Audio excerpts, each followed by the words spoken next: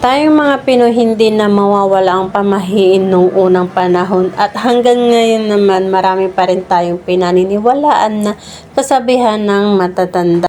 Ilan sa atin ang hindi naniniwala sa mga pamahiin pero kung ito'y susundin o gagawin mo, wala naman mawawala kung sumunod tayo sa mga lola, lolo natin dahil sila ang mas nakakalam kung ano ang ibig sabihin ng mga pamahiin.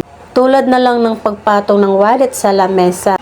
Ginawa mo ba ito? Ang pagpatong ng wallet sa lamesa ayon sa matatanda malas daw ito. Sinasabi ng mga nakakatanda na ang paglalagay ng wallet sa lamesa ay nagdadala ng kahirapan sa buhay. Bakit kaya? Dahil ang lamesa ay simbolo ng pagkain, biyaya at kabuhayan. Kapag inilagay mo dito ang wallet na sumisimbolo ng pera, parang hinalo mo ang negative enerhiya nito. Ayon sa pamahiin, imbes na dumami ang pera mo, unti-unti itong nauubos. Parang inaanyayahan mong lumabas ang pera kaysa pumasok. Kaya madalas mong maririnig sa matatanda, huwag mong ilagay ang wallet sa mesa, malas yan.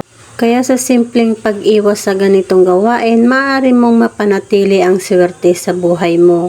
Ikaw, ginagawa mo ba ito? Comment mo sa baba at huwag kalimutang i-like, i-share at mag-subscribe para sa mas marami pang pampaswerte tips.